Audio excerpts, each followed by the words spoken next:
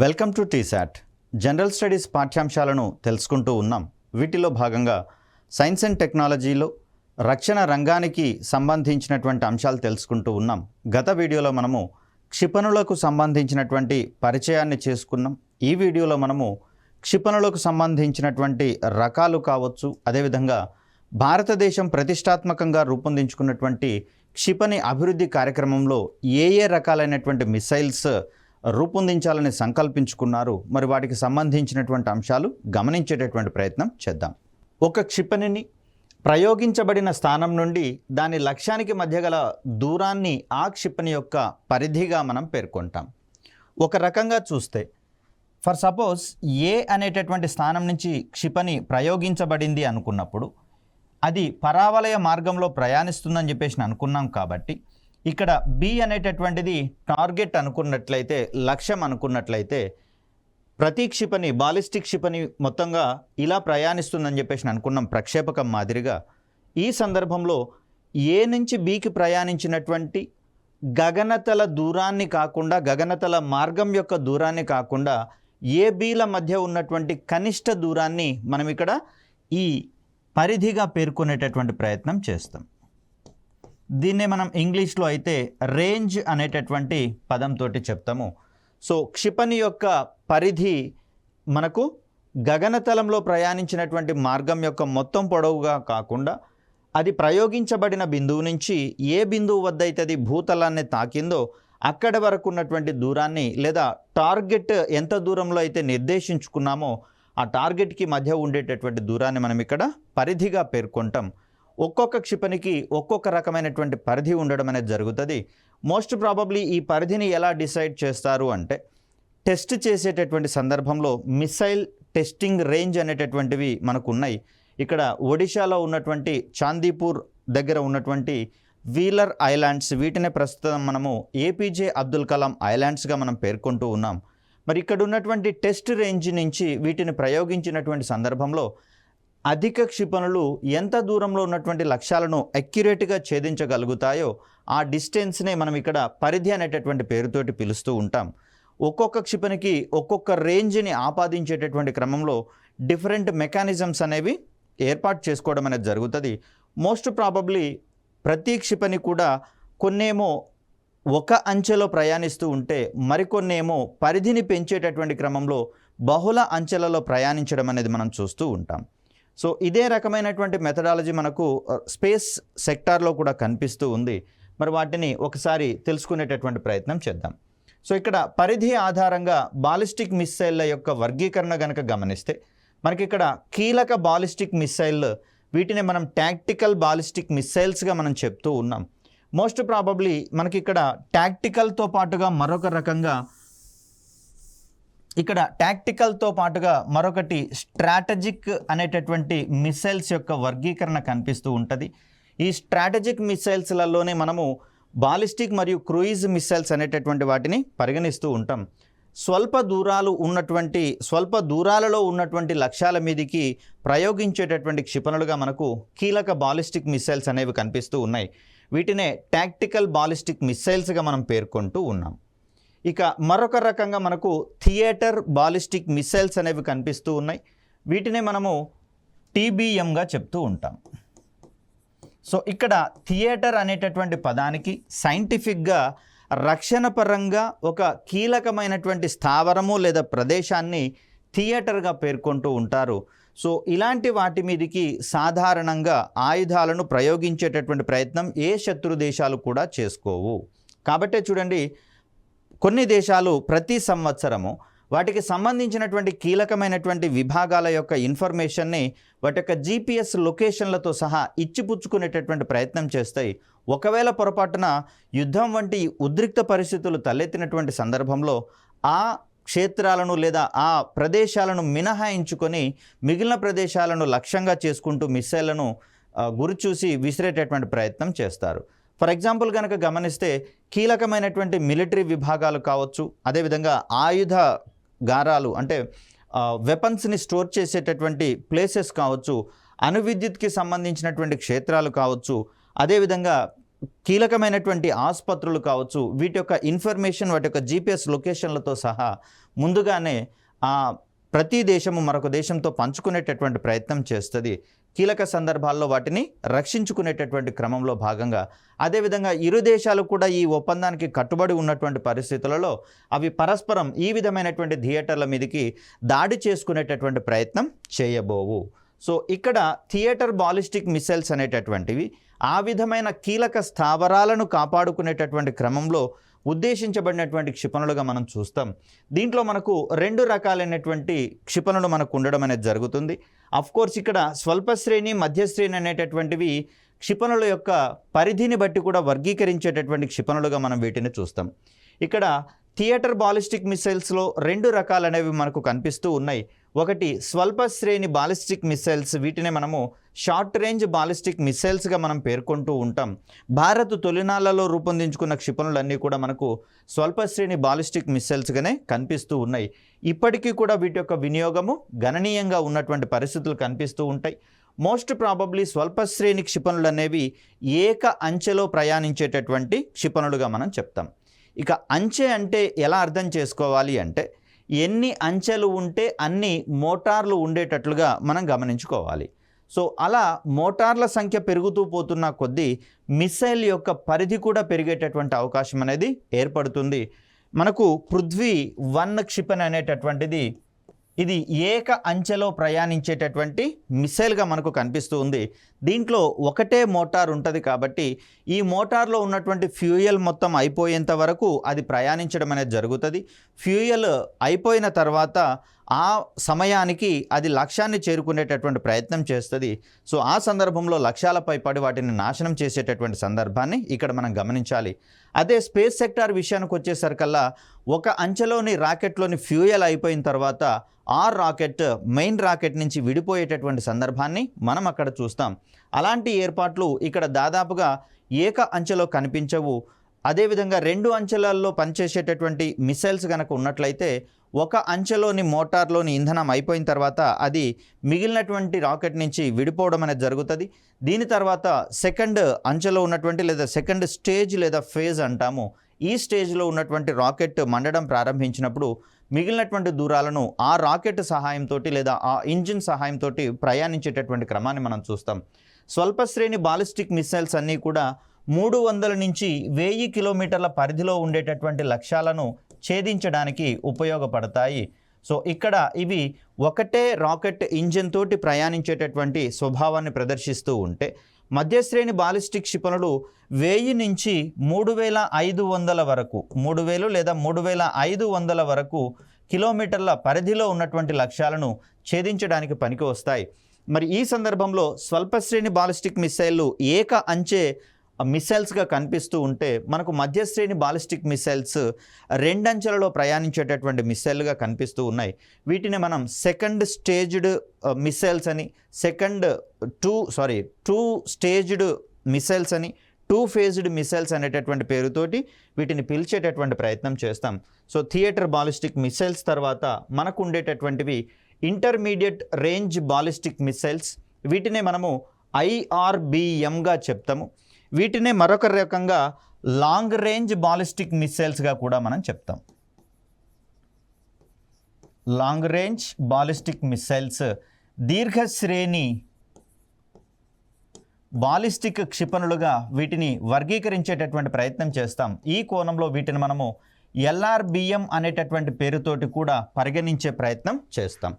So ఇక్కడ ఈ IRBMకి చెందినటువంటి ఈ మిసైల్స్ అనేటటువంటివి సుమారుగా 3500 కిలోమీటర్ల పరిధి నుంచి ఇవి 5500 కిలోమీటర్ల పరిధిలో ఉండేటటువంటి లక్ష్యాల మీదికి వీటిని ప్రయోగించడం అనేది జరుగుతుంది. వీటి యొక్క పరిధి అమాంతం పెరుగుతూ పోతున్నటువంటి క్రమంలో ఇవి 2 అంచెలు లేదా 3 అంచెలలో ప్రయాణించేటటువంటి స్వభావాన్ని ప్రదర్శిస్తూ ఉంటాయి. ఇక వీటి తర్వాత పరిధిని బట్టి వర్గీకరించేటటువంటి మిసైల్స్ రకంలో మనం చూడాల్సింది ఖండాంతర బాలిస్టిక్ క్షిపణులు. వీటిని మనం ఇంటర్ కాంటినెంటల్ బాలిస్టిక్ మిసైల్స్గా మనం చెప్తూ ఉంటాం. సో ఇవి మనకు 3 అంచెల కన్నా ఎగువలో 3 లేదా 4 అంచెలలో ప్రయాణించేటటువంటి మిసైల్స్గా మనకు కనిపిస్తూ ఉంటాయి. సో వీటి తర్వాత మనం చూడాల్సినవి జలాంతర్గాముల నుంచి ప్రయోగించేటటువంటి బాలిస్టిక్ క్షిపణులుగా మనం చెప్తూ ఉంటాం. సబ్మెరైన్ లాంచ్డ్ బాలిస్టిక్ మిసైల్స్ SLBMగా మనం చెప్తూ ఉన్నాం. ఇక్కడ మనకు భారతదేశంలో K-15 అనేటటువంటి ఒక మిసైల్ ఉందండి. దీన్నే మరో రకంగా సాగరిక అనేటటువంటి పేరుతోటి కూడా పిలుస్తూ ఉంటాం. ఈ మిసైల్ని సబ్మెరైన్ ద్వారా ప్రయోగించగలిగేటటువంటి మిసైల్స్గా డెవలప్ చేసుకోవడం అనేది జరిగింది. ఇక్కడ భూతలం నుంచి ప్రయోగించగలిగేటటువంటి క్షిపణులు, వాయుతలం నుంచి ప్రయోగించగల క్షిపణులు, అదేవిధంగా సముద్ర అంతర్భాగం నుంచి ప్రయోగించగల క్షిపణులు వేటికవే ప్రయోగ విధానాన్ని బట్టి కొంత ఆకారాలలో మార్పులు చేర్పులు కూడా ఉండేటటువంటి అవకాశం ఉంది. కాబట్టి మరి ఆ కోణంలో వీటిని గమనించేటటువంటి ప్రయత్నం చేద్దాం.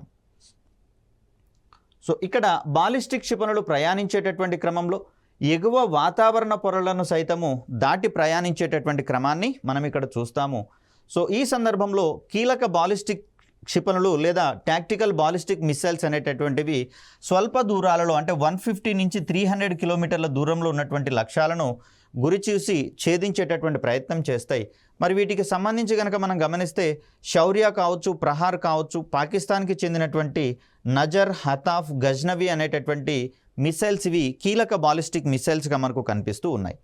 ఇక్కడ మరొక ముఖ్యమైనటువంటి కోణం ఏంటి అంటే ఒక క్షిపణిని ప్రారంభంలో దాన్ని డెవలప్ చేసేటటువంటి స్టార్టింగ్ పొజిషన్లో దాని యొక్క పరిధి తక్కువగా ఉండేటటువంటి అవకాశం ఉంది. ఎందుకు అంటే అమాంతం ఒకటేసారి దాన్ని బహుళ అంచెలలో గనక రూపొందించినట్లయితే కొన్ని సందర్భాల్లో అవి ఫెయిల్యూర్ గురయ్యేటందుకు అవకాశం ఎక్కువగా ఉంది. కాబట్టి ముందుగా వాటిని సింగిల్ స్టేజ్డ్ మిసైల్స్గా రూపొందించి తర్వాత కాలంలో వాటిని కాలక్రమంలో అభివృద్ధి చెందించేటటువంటి క్రమంలో బహుళ అంచెలలోకి మార్చి ప్రయోగించేటటువంటి ప్రయత్నం చేస్తారు. ఇక్కడ పృథ్వీ-1 అనేటటువంటి భారతదేశానికి సంబంధించిన మిసైల్ కూడా ఏక అంచెలో ప్రయాణించేటటువంటి క్షిపణిగా దాన్ని డిజైన్ చేశారు. తర్వాత దాన్ని రెండంచెలలో ప్రయాణించేటటువంటి మిసైల్గా దాన్ని డెవలప్ చేయడం అనేది జరిగింది. ఆ కోణంలో కీలక బాలిస్టిక్ క్షిపణులు 150 నుంచి 300 కిలోమీటర్స్ అనుకున్నాం. కానీ శౌర్య విషయానికి వచ్చేసరికి అక్కడ 700 కిలోమీటర్ల పరిధి అనేది కనిపిస్తూ ఉంది. ఒరిజినల్గా దీన్ని కీలక క్షిపణిగా డెవలప్ చేయడానికి ప్రయత్నించడం జరిగింది. తర్వాత కాలంలో దాని యొక్క రేంజ్ పెరుగుతున్నటువంటి క్రమాన్ని మనం ఇక్కడ గమనించాలి. దీని తర్వాత ప్రహార్ క్షిపణులు కావచ్చు, అదేవిధంగా పాకిస్తాన్కి చెందినటువంటి నజర్, హతాఫ్, గజ్నవి వంటివి కీలక బాలిస్టిక్ క్షిపణులుగా మనకు కనిపిస్తూ ఉన్నాయి. ఇక థియేటర్ బాలిస్టిక్ క్షిపణుల విషయానికి వచ్చేసరికల్లా ఇవి 300 నుంచి 3500 కిలోమీటర్ల దూరంలో ఉన్నటువంటి పరిధిలో ఉన్నటువంటి లక్ష్యాలను ఛేదించడానికి ఉపయోగించేటటువంటి క్షిపణులుగా వీటిని మనం చూస్తూ ఉన్నాం. వీటిలో మనకు స్వల్ప శ్రేణి బాలిస్టిక్ క్షిపణులు, మధ్యశ్రేణి బాలిస్టిక్ క్షిపణులు అనేటటువంటి 2 రకాలు ఉన్నట్లుగా మనం చూస్తూ ఉన్నాం. అవసరాన్ని బట్టి, సందర్భాన్ని బట్టి వాటిని ప్రయోగించేటటువంటి ప్రయత్నం చేస్తారు. ఇక పృథ్వీ-1, 2, 3 అదేవిధంగా షహాబ్ 1, 2 అనేటటువంటివి స్వల్ప శ్రేణి బాలిస్టిక్ క్షిపణులుగా మనకు కనిపిస్తూ ఉన్నాయి. ఇవి 300 నుంచి 1000 కిలోమీటర్ల దూరంలో ఉండేటటువంటి లక్ష్యాలపై దాడి చేస్తాయి. కాబట్టి వీటిని మనము షార్ట్ రేంజ్ బాలిస్టిక్ మిసైల్స్గా మనం చెప్తూ ఉన్నాం. SRBMలు అనేటటువంటి పదం కూడా మనకు కనిపించే అవకాశం ఉంది. సో పూర్తి స్థాయిలో అబ్రివేషన్ కనిపించకపోయినా కూడా ఇక్కడ షార్ట్ ఫామ్లో దాన్ని మనం ఐడెంటిఫై చేయాల్సినటువంటి అవసరం ఉంది. ఇక అగ్ని-1, 2 అదేవిధంగా షహీన్ 2, 3, ఘోరీ 1 మరియు 2 ఇలాంటి క్షిపణులు మనకు మధ్యశ్రేణి బాలిస్టిక్ క్షిపణులుగా కనిపిస్తూ ఉన్నాయి. వీటి యొక్క రేంజ్ విషయానికి వచ్చేసరికల్లా 1000 నుంచి 3500 కిలోమీటర్ల దూరంలో ఉన్నటువంటి లక్ష్యాలను ఇవి ధ్వంసం చేసేటటువంటి ప్రయత్నం చేస్తాయి. ఇక్కడ మరొక ముఖ్యమైనటువంటి విషయం ఏంటంటే అగ్ని-1కి ఒక ప్రత్యేకత ఉన్నట్లుగా మనకి ఇక్కడ కనిపిస్తూ ఉంది. దీని యొక్క రేంజ్ వచ్చేసరికల్లా 700 కిలోమీటర్ల నుంచి 1250 కిలోమీటర్ల దూరంలో ఉన్నటువంటి లక్ష్యాలను ఛేదించడానికి ప్రయత్నం చేస్తుంది. కాబట్టి మరి ఈ సందర్భంలో దీనికి 2 రకాలైనటువంటి ధర్మాలు ఉంటున్నట్లుగా మనం ఇక్కడ గమనించవచ్చు. సో ఏంటి అంటే 300 నుంచి 1000 కిలోమీటర్ల పరిధిలో ఉన్నటువంటి లక్ష్యాల మీదకి ప్రయోగించేటటువంటి క్షిపణులను మనము SRBM అని చెప్పేసి అంటూ ఉంటే, మనకి ఇక్కడ 1000 నుంచి 3500 కిలోమీటర్ల పరిధిలో ఉండేటటువంటి లక్ష్యాల మీదికి MRBMలను ప్రయోగించేటటువంటి ప్రయత్నం చేస్తున్నాం. మరి ఆ సందర్భంలో దీనికి స్వల్ప శ్రేణి బాలిస్టిక్ క్షిపణిగా కూడా దీన్ని పరిగణించే అవకాశం ఉంది. అదేవిధంగా 1000 నుంచి 1250 కిలోమీటర్ల పరిధి అనేది మీడియం రేంజ్ బాలిస్టిక్ మిస్సైల్ అది కాబట్టి అగ్ని-1ని ఉభయతారకంగా 2 రకాలుగా పరిగణించేటటువంటి ప్రయత్నం చేస్తారు. కాస్త ఆప్షన్స్ సెలెక్ట్ చేసుకునేటటువంటి సందర్భంలో ఈ విషయంలో మనం కాస్త జాగ్రత్తగా ఉండాల్సి వస్తుంది. ఒకవేళ అగ్ని-1 క్షిపణి ఈ రకానికి చెందింది అని దాంట్లో కేవలం SRBM మాత్రమే ఉన్నట్లయితే దాన్నే ఆప్షన్గా మనం పెట్టుకుంటాం. ఒకవేళ SRBM, MRBMలు రెండూ ఉండేటటువంటి పరిస్థితి కనుక వస్తే రెండిటికి ఆన్సర్ కరెక్టే అనేటటువంటి ఆప్షన్ ఇవ్వాల్సి వస్తుంది. కాబట్టి ఈ రకమైనటువంటి ధోరణిని కాస్త జాగ్రత్తగా గుర్తుంచుకోవాల్సినటువంటి అవసరం ఉంది. ఇక దీర్ఘశ్రేణి బాలిస్టిక్ మిస్సైల్స్, వీటిని మనము లాంగ్ రేంజ్ బాలిస్టిక్ మిస్సైల్స్గా పరిగణిస్తూ ఉన్నాం. వీటినే మరో రకంగా ఇంటర్మీడియట్ రేంజ్ బాలిస్టిక్ మిస్సైల్స్, ఇవి 3500 నుంచి 5500 కిలోమీటర్ల పరిధిలో ఉండేటటువంటి లక్ష్యాలను ఛేదించేటటువంటి ప్రయత్నం చేస్తాయి. ఇక్కడ అగ్ని-3, అగ్ని-4 క్షిపణులు లాంగ్ రేంజ్ బాలిస్టిక్ మిస్సైల్ల రకానికి చెందింది. అదేవిధంగా అగ్ని-5ని కూడా భారతదేశము వాస్తవానికి LRBMగానే అనౌన్స్ చేయడం జరిగింది. ఈ క్షిపణి యొక్క పరిధి కేవలము 5000 కిలోమీటర్లు అని అనౌన్స్ చేయడం జరిగింది ప్రపంచ దేశాలను ఉద్దేశించి. కానీ అగ్ని-3 మరియు అగ్ని-4 క్షిపణులే LRBMలుగా ఉంటున్నటువంటి సందర్భంలో అగ్ని-5 కూడా LRBM రకానికి చెందినది కాదు, దీని యొక్క పరిధి ఇంకొంచెం ఎక్కువగా ఉండేటటువంటి అవకాశం ఉందని చెప్పేసి ప్రపంచ దేశాలు కాస్త సెలవిస్తున్నటువంటి పరిస్థితి మనకు కనిపిస్తూ ఉంది. కాబట్టి ఈ విషయంలో కూడా మనం కాస్త జాగ్రత్తగా ఉండాల్సి వస్తుంది అగ్ని-5 యొక్క రేంజ్కి సంబంధించి. వాస్తవానికి భారత్ అనౌన్స్ చేసినటువంటి పరిధి కేవలం 5000 కిలోమీటర్లు మాత్రమే. కానీ ప్రపంచ దేశాలు నోటీస్ చేస్తున్నట్లుగా దీని యొక్క పరిధి 8000 కిలోమీటర్ల వరకు ఉండేటటువంటి అవకాశం ఉంది. కాబట్టి మరి ఒకవేళ ఇదే గనక నిజమైతే ఈ అగ్ని-5 మిస్సైల్ IRBM మిస్సైల్ రకానికి చెందింది కాదు, ఇది ICBM రకానికి చెందింది అనేటటువంటి కోణాన్ని మనం ఇక్కడ గుర్తుంచుకోవాలి. సో అలా మనకు స్లైట్ వేరియేషన్స్ అనేవి ఇక్కడ అధికంగా కనపడుతున్నటువంటి పరిస్థితులలో ఆప్షన్స్ ఎన్నుకోవడంలో ఎలాంటి పొరపాట్లకు తావివ్వకుండా చూసుకోవాల్సిన అవసరం మన మీదనే ఉంటుంది. ఇక 5500 కిలోమీటర్ల పరిధిని మించిన లక్ష్యాలపై దాడి చేయడానికి ఖండాంతర బాలిస్టిక్ క్షిపణులు, వీటిని మనము ఇంటర్ కాంటినెంటల్ బాలిస్టిక్ మిస్సైల్స్గా మనం చూస్తూ ఉన్నాం. సో వీటికి ఉదాహరణగా భారత్ రూపొందించినటువంటి అగ్ని-5 క్షిపణి, అదేవిధంగా అమెరికాకు చెందినటువంటి మినట్మ్యాన్-3 అనేటటువంటిది కనిపిస్తూ ఉంది.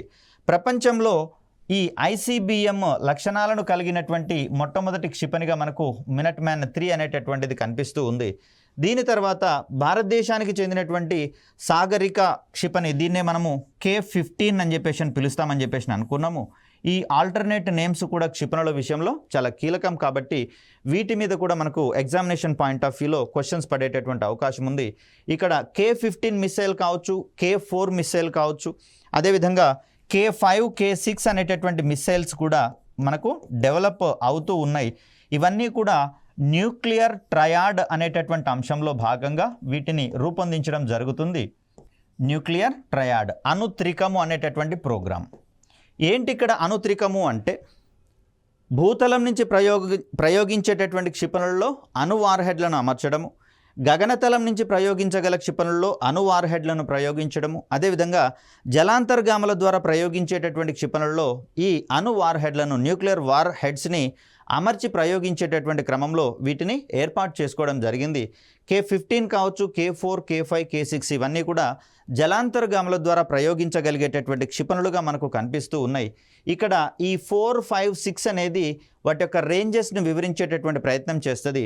K-4 అనేది 4000 కిలోమీటర్ల పరిధిలో ఉన్నటువంటి లక్ష్యాలను ఛేదిస్తూ ఉంటే K-5, K-6 అనేవి వరుసగా 5000 కిలోమీటర్ల దూరంలోని లక్ష్యాలు, అదేవిధంగా 6000 కిలోమీటర్ల దూరంలోని లక్ష్యాలను ఛేదించేటటువంటి ప్రయత్నం చేస్తుంది. ఇక్కడ K అనేటటువంటి ఈ లెటర్ కలాం సిరీస్ అనేటటువంటి అర్థాన్ని ఇచ్చేటటువంటి ప్రయత్నం చేస్తాయి. సో భారతదేశానికి అబ్దుల్ కలాం గారు చేసినటువంటి విశిష్టమైనటువంటి కృషి క్షిపణి రంగంలో అద్వితీయమైనది కాబట్టి వారిని స్మరించుకుంటూ ఈ క్షిపణుల్ని డెవలప్ చేయడం అనేది జరుగుతూ ఉంది. సో ఈ కోణంలో మనకు క్షిపణుల యొక్క రకాలకు సంబంధించినటువంటి అంశాలను తెలుసుకోవాల్సినటువంటి అవసరం ఉంది. సో ఇక్కడ క్షిపణులను రూపొందించేటటువంటి క్రమంలో భారతదేశంలో కీలక పాత్ర పోషించేటటువంటి సంస్థగా భారత రక్షణ మరియు పరిశోధన అభివృద్ధి సంస్థ అనేది మనకి ఇక్కడ కనిపిస్తూ ఉంది. డిఫెన్స్ రీసెర్చ్ అండ్ డెవలప్మెంట్ ఆర్గనైజేషన్గా ఏర్పాటైనటువంటి ఈ సంస్థ కేవలము క్షిపణుల తయారీ మీదనే కాకుండా క్షిపణులకు అవసరమైనటువంటి విడిభాగాల మీద, అదేవిధంగా రాడార్ వ్యవస్థల మీద, వీటికి అవసరమైనటువంటి ఎలక్ట్రానిక్ కాంపోనెంట్స్ మీద, అదేవిధంగా వీటిని ప్రయోగించేటటువంటి లాంచర్స్ మీద కూడా కృషి చేసేటటువంటి ప్రయత్నం చేస్తుంది. మరి ఈ కోణంలో దేశవ్యాప్తంగా ఏర్పాటైనటువంటి సుమారు 50కి పైగా ఇక్కడ రక్షణ ప్రయోగశాలలు, ల్యాబొరేటరీస్ అనేటటువంటివి ఏర్పాటు చేయడం జరిగింది. మరి వీటన్నిటి సహాయంతో ఇది రక్షణ రంగంలో కీలకమైనటువంటి ఆయుధ విభాగాలను ఉత్పత్తి చేయడంతో పాటుగా వాటిని అభివృద్ధి చేయడము, అదేవిధంగా రక్షణ రంగానికి అవసరమైనటువంటి పరిశోధన కార్యక్రమాలను కూడా చేపట్టుకుంటూ కాలానుగుణంగా వచ్చేటటువంటి నూతన సాంకేతికతలను వాటిలలో ఇండక్ట్ చేసుకుంటూ మరికొన్ని కొత్త రకాలైనటువంటి వెపన్స్ని రూపొందించడంలో ఈ DRDO అనేది తలమునకలై ఉన్నట్లుగా మనకు తెలుస్తూ ఉంది. కాబట్టి మనకు తొలినాళ్లలో IGMDP ఇక్కడ integrated guided missiles development programme అనేటటువంటి దాన్ని భారతదేశానికి అవసరమైనటువంటి క్షిపణులను రూపొందించుకునేటటువంటి క్రమంలో ప్రారంభించుకోవడం జరిగింది. మరి దీంట్లో భాగంగా వచ్చినటువంటి మొట్టమొదటి క్షిపణిగా మనకు పృథ్వీ శ్రేణి క్షిపణులు అనేవి కనిపిస్తూ ఉంటాయి. ఈ పృథ్వీ శ్రేణి క్షిపణులన్నీ కూడా ద్రవ ఇంధనాన్ని వాడుకొని ప్రయాణించేటటువంటి క్షిపణులుగా మనకు కనిపిస్తూ ఉన్నాయి. మరి వాస్తవానికి ద్రవ ఇంధనాన్ని ఉపయోగించేటటువంటి మిసైల్స్లలో కొన్ని రకాలైనటువంటి ఇబ్బందులను కనుక్కోవడం జరిగింది. ఏంటి అంటే ఈ ద్రవ ఇంధనాలకు లోహాలను తినివేసేటటువంటి ధర్మం ఉంటుంది. దీన్నే మనము కొరోజన్ ప్రాపర్టీ అనేటటువంటి అంశంగా చెప్తాం. అంటే వాటిని మిసైల్స్లలో ఈ ఇంధన ట్యాంకులలో ద్రవ ఇంధనాలను నింపినటువంటి సందర్భంలో ఆ ట్యాంకర్ల యొక్క లేదా ఆ ఇంధన ఛాంబర్ల యొక్క లోహాలు ఏవైతే ఉన్నాయో వాటిని ఈ ద్రవ ఇంధనాలు తినివేసేటటువంటి ప్రయత్నం చేస్తాయి. తద్వారా లీకేజీలు ఏర్పడేటటువంటి అవకాశం ఏర్పడుతుంది. కాబట్టి కొన్ని సందర్భాలలో ఈ మిసైల్ యొక్క ఖచ్చితత్వం అనేది దెబ్బతినేటందుకు అవకాశం అనేది ఏర్పడుతుంది. కాబట్టి వీటిని ప్రయోగించేటటువంటి సందర్భంలో తిరిగి కొంత ఇంధనాన్ని ఫిల్ చేసి వాటిని ప్రయోగించాల్సినటువంటి అవసరం ఏర్పడుతుంది. మరి ఈ ఇబ్బందులను తగ్గించేటటువంటి క్రమంలో ద్రవ ఇంధనంతో పనిచేసేటటువంటి పృథ్వీ రాకెట్ల స్థానంలో లేదా మిసైళ్ల స్థానంలో ప్రస్తుతం ప్రహార్ అనేటటువంటి మిసైళ్లను రూపొందించుకోవడం జరిగింది. ఇవన్నీ కూడా ఘన ఇంధనంతో పనిచేసేటటువంటి మిసైల్గా మనకు కనిపిస్తూ ఉన్నాయి. అదేవిధంగా పృథ్వీ క్షిపణులను అవి భర్తీ చేయాల్సి వస్తుంది. కాబట్టి అదే పరిధిలో పనిచేయగలగాలి. అదేవిధంగా ఇవి ద్రవ ఇంధనంతో పనిచేస్తూ ఉంటే అవి ఘన ఇంధనంతో పనిచేస్తూ అదే పరిధిలో ఉండేటటువంటి లక్ష్యాలను ఛేదించాల్సి వస్తుంది. కాబట్టి అందుకు అనువైనటువంటి సమూల మార్పులు చేర్పులను చూసుకునేటటువంటి సంస్థగా మనకు రక్షణ పరిశోధన మరియు అభివృద్ధి సంస్థ అనేది కనిపిస్తూ ఉంది. మొత్తంగా చూస్తే ఇది భారతదేశ త్రివిధ దళాలకు అవసరమైనటువంటి ఆయుధ సంపత్తిని అందించేటటువంటి కోణంలో కంకణబద్ధమై ఉన్నటువంటి సంస్థగా మనకు కనిపిస్తూ ఉంది DRDO. మరి దీనికి సంబంధించినటువంటి ఆవిర్భావము, దాని యొక్క విధులకు సంబంధించినటువంటి అంశాలను గమనించేటటువంటి ప్రయత్నం చేద్దాం. సో భారతదేశంలో సైన్యానికి అవసరమైనటువంటి ఆయుధ వ్యవస్థలను అభివృద్ధి పరచడానికి, రక్షణ రంగంలో పరిశోధన మరియు అభివృద్ధి కార్యక్రమాలను అమలు చేసేటటువంటి సంకల్పంతో న్యూఢిల్లీ కేంద్రంగా డిఫెన్స్ రీసెర్చ్ అండ్ డెవలప్మెంట్ ఆర్గనైజేషన్ని ఏర్పాటు చేయడం అనేది జరిగింది.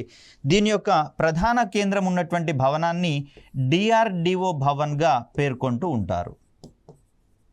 ఇది న్యూఢిల్లీలో ఉన్నటువంటి ప్రధాన కార్యాలయం అనేది న్యూఢిల్లీలో ఉంది. దాని యొక్క పేరు DRDO భవన్గా మనం పేర్కొంటూ ఉంటాం. సో ఇక్కడ ఈ సంస్థ ఏర్పాటు కావడంలో, DRDO అనేటటువంటి సంస్థ ఏర్పాటు కావడంలో అంతకు ముందే ఏర్పాటైనటువంటి కొన్ని సంస్థలను విలీనం చేయడం అనేది జరిగింది. సో ఆ విలీనం చెందించబడినటువంటి సంస్థల జాబితాలో టెక్నికల్ డెవలప్మెంట్ ఎస్టాబ్లిష్మెంట్ అనేటటువంటి సంస్థ ఒకటి, అదేవిధంగా directorate of technical development and production అనేటటువంటి సంస్థ, దీని తర్వాత డిఫెన్స్ సైన్స్ ఆర్గనైజేషన్ అనేటటువంటి 3 సంస్థలను ఒకదాంట్లో ఒకటి విలీనం చేయడం ద్వారా 1958లో DRDOను ఎస్టాబ్లిష్ చేసుకోవడం అనేది జరిగింది. సో ఇలా ఏర్పడినటువంటి DRDO భారత రక్షణ మంత్రిత్వ శాఖ పరిధిలో పనిచేస్తూ దేశవ్యాప్తంగా ఏర్పాటు చేయబడినటువంటి రక్షణ సంబంధమైనటువంటి పరిశోధనశాలలు ల్యాబొరేటరీస్ ద్వారా కీలకమైనటువంటి రక్షణ సాంకేతికతల అభివృద్ధికి ఇది కృషి చేస్తున్నటువంటి అంశాన్ని మనం గమనించాలి. కాబట్టే పృథ్వీ అనేటటువంటి క్షిపణిని మనము మొట్టమొదటగా IGMDPలో భాగంగా తయారు చేసుకున్నాము. ఇది కేవలము SRBMగా షార్ట్ రేంజ్ బాలిస్టిక్ మిసైల్గా దీన్ని అభివృద్ధి పరుచుకున్నాము. కానీ కాలానుగుణంగా మనకు నూతన అవసరాలు ఏర్పడుతున్నటువంటి సందర్భంలో ఇదే క్షిపణిని మరింతగా అభివృద్ధి పరిచి బాలిస్టిక్ మిసైల్ డెవలప్మెంట్ సిస్టంలో కూడా దీనిని వినియోగించేటటువంటి ప్రయత్నం చేస్తూ ఉన్నాం. Ballistic missile development programme, ballistic missile defence programme అంటాం దీన్ని. బాలిస్టిక్ మిసైల్ డిఫెన్స్ ప్రోగ్రాంలో భాగంగా దీన్ని మరింతగా అభివృద్ధి చెందించి దీని యొక్క పరిధిని మరియు సామర్థ్యాలను కూడా విస్తృతం చేయడం అనేది జరిగింది. సో ఆ క్రమంలో దీనిని పృథ్వీ ఎయిర్ డిఫెన్స్ అనేటటువంటి పేరుతోటి పిలవడం అనేది జరుగుతుంది. సో పృథ్వీ మిసైల్ కాస్త PAD పృథ్వీ అడ్వాన్స్డ్ డిఫెన్స్ మిసైల్గా దీన్ని రూపాంతరం చెందించడం అనేది జరిగింది. మరొక అంశంలో భాగంగా 2018-19 ప్రాంతంలో ఈ పృథ్వీ మిసైల్ని మరికొంత అభివృద్ధి పరిచి పృథ్వీ డిఫెన్స్ వెహికల్గా దీన్ని డెవలప్ చేయడం అనేది జరిగింది. దీనిని మిషన్ శక్తి అనేటటువంటి ప్రోగ్రాంలో భాగంగా ప్రయోగించడం జరిగింది. సో చూడండి, ఇక్కడ మామూలు మిసైల్గా దీన్ని రూపొందించుకున్నాం. మరి పృథ్వీని రూపొందించుకున్నటువంటి సందర్భంలో దీని యొక్క పరిధి కేవలము 150 కిలోమీటర్లు మాత్రమే. మరి ఈ సాంకేతికతతో వచ్చినటువంటి ఎక్స్పీరియన్సెస్ ఏదైతే ఉందో, నాలెడ్జ్ ఏదైతే ఉందో దాన్ని మరికొంత విస్తృతం చేసుకుంటూ దీనిని క్షిపణి రక్షణ వ్యవస్థలలో భాగంగా పృథ్వీ మిసైల్ యొక్క అడ్వాన్స్డ్ వెర్షన్ని వాడేటటువంటి ప్రయత్నం చేస్తూ ఉన్నాం. మిషన్ శక్తిలో భాగంగా శత్రు దేశాలకు సంబంధించినటువంటి శాటిలైట్స్ ఏవైతే ఉన్నాయో, ఉపగ్రహాలు ఏవైతే ఉన్నాయో, ఇవి ఆ ఉపగ్రహాల సహాయంతో భారత భూభాగం మీదకి గస్తీ కార్యక్రమాలు లేదా నిఘా కార్యక్రమాలు గనక చేపట్టినట్లుగా మన దృష్టికి గనక వచ్చినట్లయితే ఇమ్మీడియట్గా పృథ్వీ డిఫెన్స్ వెహికల్ సహాయంతో ఆ క్షిపణిని దాని పక్కన ఉన్నటువంటి ఏ ఇతర ఉపగ్రహాలకు ఇబ్బంది కలగకుండా నాశనం చేసేటటువంటి శక్తిని మనం ఇక్కడ మిషన్ శక్తిగా చెప్పుకుంటూ ఉంటాం. సో ఇలా అవసరాలకు అనుగుణంగా మనకున్నటువంటి క్షిపణుల యొక్క సామర్థ్యాలను పెంచడంతో పాటుగా వాటిని వినూత్నమైనటువంటి సందర్భాలలో విపత్కర పరిస్థితుల్లో ఉపయోగించుకునేటటువంటి క్రమాన్ని కూడా మనం ఇక్కడ చూస్తాం. కాబట్టి ఇలాంటి రక్షణ సంబంధమైనటువంటి సాంకేతికతలను సంపాదించుకోవడంలో DRDO ఎప్పటికప్పుడు తనను తాను అప్గ్రేడ్ చేసుకుంటూ దానికి సంబంధించినటువంటి ఆయుధ వ్యవస్థలను కూడా అప్గ్రేడ్ చేసుకునేటటువంటి ప్రయత్నం చేస్తూ ఉంది. సో ఇక్కడ DRDOకి సంబంధించినటువంటి మొదటి ప్రాజెక్టును కనుక గమనిస్తే దీన్ని మనము ప్రాజెక్ట్ ఇండిగోగా పేర్కొంటూ ఉంటాం. సో దీన్ని 1960లలో ప్రారంభించినటువంటి ఈ ప్రోగ్రాంలో భాగంగా ఉపరితలం నుంచి గగనతలానికి ప్రయోగించేటటువంటి సర్ఫేస్ టు ఎయిర్ మిసైల్స్గా మనం చెప్తాం. వీటిని వాస్తవానికి ఎయిర్ ఇంటర్సెప్టార్ మిసైల్స్గా పేర్కొంటూ ఉంటారు. ఈ పదాలు చాలా కీలకమండి. సో ఎయిర్ ఇంటర్సెప్టార్ అంటే ఏదైనా శత్రు దేశము క్షిపణులను గనక ప్రయోగించినటువంటి సందర్భంలో వాటిని గాలిలో ఉండగానే పేల్చివేసేటటువంటి వ్యవస్థలుగా ఈ ఎయిర్ ఇంటర్సెప్టార్స్ అనేటటువంటివి కనిపిస్తూ ఉన్నాయి. అదేవిధంగా శత్రు దేశాలకు సంబంధించినటువంటి యుద్ధ విమానాలను కావచ్చు, డ్రోన్స్ని కావచ్చు, అదేవిధంగా శత్రు దేశాలకు సంబంధించినటువంటి హెలికాప్టర్స్ ఏవైతే ఉంటాయో వాటిని గగనతలంలోనే నిర్వీర్యం చేయగలిగేటటువంటి క్షిపణులుగా ఈ శామ్ మిసైల్స్కి పేరుండడం అనేది జరిగింది. మరి తొలినాళ్ళలో మనం ప్రాజెక్ట్ ఇండిగోలో భాగంగా ఏకంగా సర్ఫేస్ టు ఎయిర్ మిసైల్స్ని డెవలప్ చేసుకునేటటువంటి ప్రయత్నాలు చేశాం. కానీ ఈ ప్రోగ్రాం సక్సెస్ అయినట్లుగా మన దృష్టికి లేదు. ఇది విఫలమైనట్లుగానే భావించాల్సి వస్తుంది.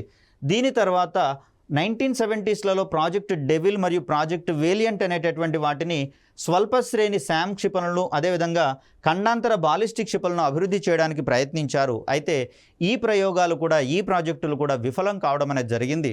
మరి ఇక్కడ project IndiGo, project devil, project Valiant ఈ ప్రోగ్రామ్స్ విఫలమైనటువంటి పరిస్థితులలో తర్వాతి ప్రయత్నంగా DRDO అనేది ఏకకాలంలో 5 రకాల క్షిపణుల్ని 3 రకాల కేటగిరీలలో భాగంగా రూపొందించాలని చెప్పి సంకల్పించుకోవడం జరిగింది.